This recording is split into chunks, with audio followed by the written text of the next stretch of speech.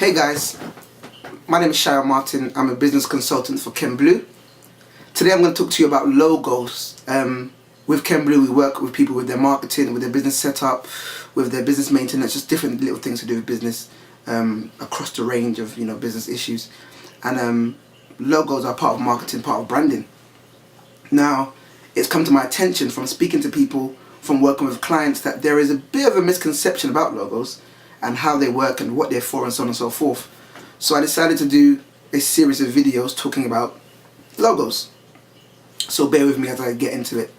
I haven't written anything down, I haven't planned too much because I didn't want it to be too mechanical. I wanted to freely flow with you guys and just speak to you guys about logos. So what are logos for, essentially? What's the point of a logo? There is almost like a conception that a logo is like a brochure, that people want everybody to know everything about their business from the logo. So if somebody's, for example, if they make shoes by hand, they want to get a hand and they want to get a shoe and they want to get, if it's not child labor, they want to have a child with an X, all this kind of wild thing that they want to put in the logo. But a logo is essentially a visual representation of your company's name. It may include your company's name, it may not include your company's name, but it's literally a visual representation of your company's name. There should be a feel about what your company's about and what your company's, either their values, either your vision, your aims, whatever, must be involved and must be represented in there. But essentially, it is a representation of your company's name. An example I'll give you is Nike. Many of the Nike stores now in London and around London, they don't write the name Nike at the top anymore. They just put the tick, because that tick has now been represented and translated into the name Nike. When you see it, you see Nike. If I took the silhouette and the shape of the KFC kernel and showed it to you without the word KFC, you'd automatically in your mind read it as KFC. If I take the circle, triangle, weird thing of Mercedes Benz, you'd see it, and more times than likely you'd say no, Mercedes Benz. Automatically would come to mind. That's what a logo is meant to do. It's meant to bring to mind the name of the company and essentially the company. The reason why that distinction is important is so people don't try to do with their logo more than their logo was made or designed to do.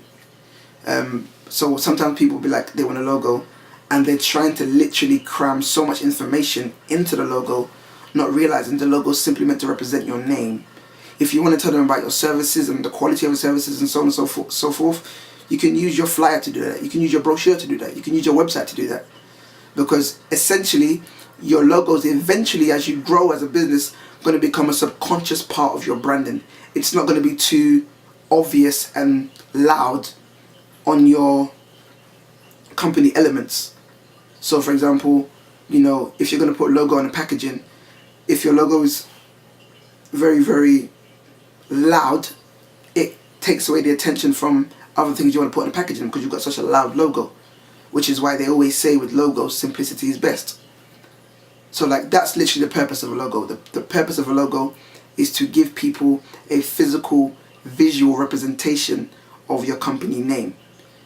People are meant to be able to see it. So when you get it trademarked, it becomes a trademark, and a trademark is obviously a mark of trade. It tells people, it lets people know the origin of whatever the trademark is attached to. So it's literally just meant to be a mark. Logos and trademarks are synonymous. It's just meant to be a mark. It's just meant to be a thing you put to say this is from this place. Another thing I'll speak about when it comes to logos is the psychology of the human mind and how it works in terms of how we perceive things. So the reason why simplicity is important in your logo is because people process information based on how much information you give. There's a particular, I like to use car logos as an example. There's particular car logos that I can say the name and your mind kind of pictures the logo. BMW. You close your eyes, you can see the black circle, then you can see the BMW, you can see the cross, and then the blue, the white, the blue, the white. It kind of pops into your mind. if I say a logo like Rover, now some may argue that BMW is a lot more popular than Rover, so on and so forth, but many people would have seen Rover's logo enough times. It's like you won't particularly remember what Rover looks like. Even though I've got an image in my, I can't particularly describe it accurately because it's not the most simple logo to try and describe. Brands like Audi. Audi's not the most popular car. It's popular, but it's not the most popular car. But Audi is just the 4 circles. Very, very simple, easy to remember. But if you look at someone like Alfa Romeo, yeah, their logo is quite. It's like when you get time, Google it. And I'm not saying these logos are bad, but these logos affect how their complexity affects how our mind retains the information. So think about it. The more elements and the more visual things your logo has, the more work it takes for the brain to remember, as in to take in the information and store it, and the longer it takes and the more work it takes for the brain to recall where the logo is from. This became very apparent to me when on iPhone a particular game was going around. It was a game about identifying logos. They took out elements of logos and so on and so forth, and they told you to guess what logo it was. And it seemed that the really simple logos, even though they may not have been the most popular companies, were easier to remember. So Mitsubishi, they're not the most popular car brand, but theirs is just those 3 diamonds in that kind of shape. And even though when you take away the name and you see it, automatically, Mitsubishi. But some other car brands who, maybe, the popularity is always could be debated. It depends on your area you're in and so on and so forth. But the general principle I'm trying to bring out, is the easier the logo is on the eye, the easier it is on the brain. And the easier it is on the brain, the easier it is to remember. If that makes sense. So obviously there are logos that are not the simplest logos in the world that you still remember. Coca-Cola. But Coca-Cola has more to do with the fact that their logo is literally in it's like everywhere. That was part of their marketing strategy coming up, and still remains a part of the strategy today, to plaster their logo everywhere. And you'd wonder why. They put their logos on coolers, they put their logos on fridge doors that might not even sell Coke. They put their logos on so many things, simply because the more you see their logo, the more you remember their logo, the more you remember them. They're trying to stay in your brain.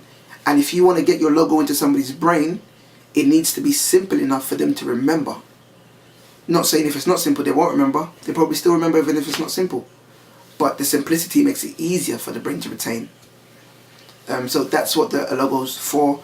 And that's just one tip on, when you're trying to get your logo sorted out. When you're talking to designers, sometimes designers, they're about the art. But logo is not really about art. It can be, and you might want to, it depends on your industry. If it's fashion, if it's actually art, then your logo should reflect that. Your logo should be slightly a bit more artistic.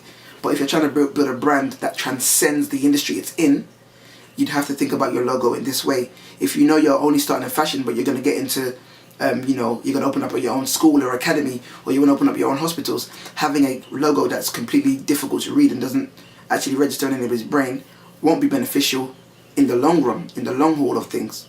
That's another thing that I'm going to talk about in another video, like the uses of logos and how we need to think forward, have forward thinking when we're deciding how our logo should look.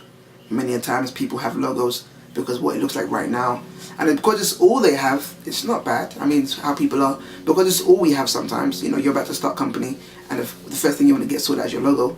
Because your logo is all you have, you tend to want to show everything in your logo so that when you present it to your friends, it's almost like, wow, they're blown away. Because if you present something simple, it's almost like, is that it?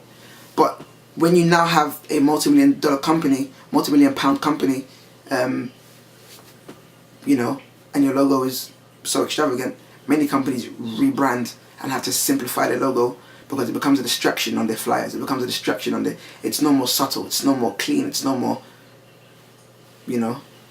So, yeah. Logos. Subscribe to the channel. More videos will be coming, hopefully. And, find me on Facebook. Type in Ken Blu and look for us on Facebook. Look for us on Instagram, Ken Blu. Look for us on Twitter. I believe it's Ken Blu Business on Twitter. Ken Blu Business. business on Instagram. To say business on Instagram, and you know, keep it going, guys.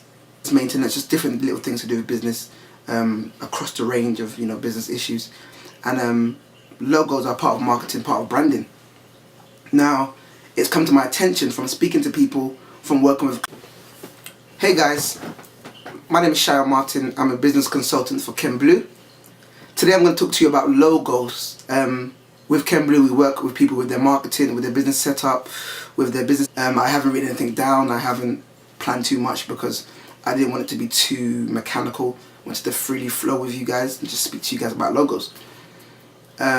So what are logos for, essentially? What's the point of a logo? Clients, that there is a bit of a misconception about logos and how they work and what they're for and so on and so forth. So I decided to do a series of videos talking about logos. So bear with me as I get into it. Logo.